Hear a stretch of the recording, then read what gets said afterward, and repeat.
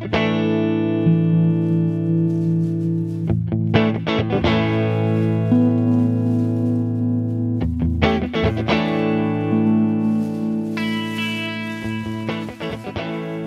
je préfère interpréter la mémoire comme l'histoire, mais l'histoire non écrite. Mon travail, il a été toujours interprété comme des fouilles archéologiques, un peu comme du réseau urbain non abouti, des vues aériennes de quelque chose un peu flou. Donc pour moi, la création, c'est convoquer quelque chose qui n'existe pas. C'est faire appel à une absence, en fait.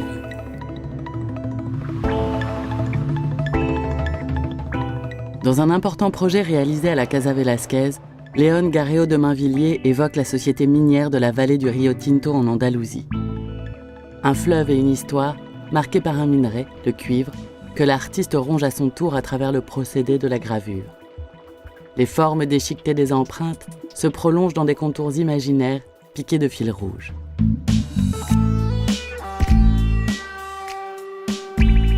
Mon travail, par exemple, pour le projet de mine, c'était pas reproduire la mine en entier, mais sinon partir du fragment qui est à l'origine du cuivre, en fait. C'est les pierres. En fait, on est à la limite entre le sol habité et le sous-sol qu'on ne connaît pas.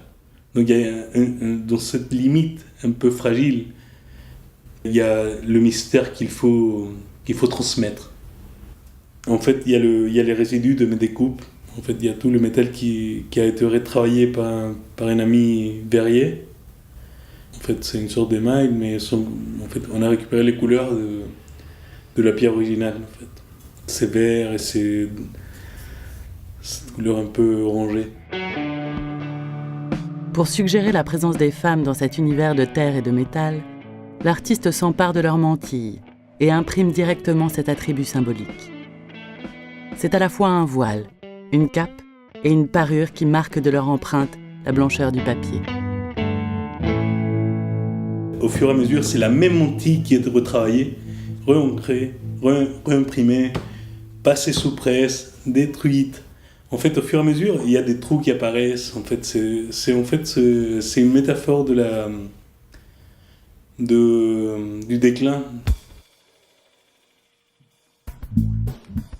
Mais Léon recoue les plaies de ce territoire épuisé, rendu stérile et inhospitalier par une exploitation millénaire.